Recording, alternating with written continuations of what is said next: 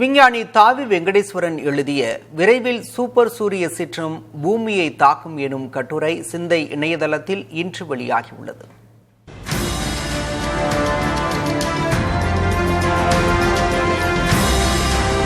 சூரியனில் ஏற்படும் காந்தப்புல முறுக்கங்கள் உடைந்து வெளியாகும் மாபெரும் ஆற்றலே எஸ் வகை சூப்பர் சூரிய சீற்றம் என்ற தாவி வெங்கடேஸ்வரன் எழுதிய இக்கட்டுரை விளக்குகிறது.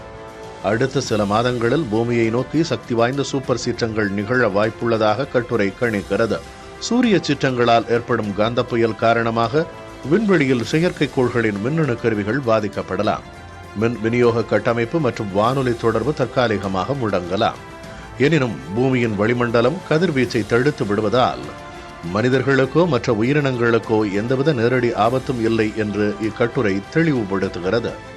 லட்சம் கோடி ரூபாய் மதிப்புள்ள இந்தியாவின் விண்வெளி சொத்துக்களை பாதுகாக்கவும் தீவிர விண்வெளி வானிலையை முன்கூட்டியே கணித்து எச்சரிக்கவும் ஆதித்யா L1 விண்கலம் பெரிதும் உதவுகிறது என்று இக்கட்டுரை விளக்குகிறது.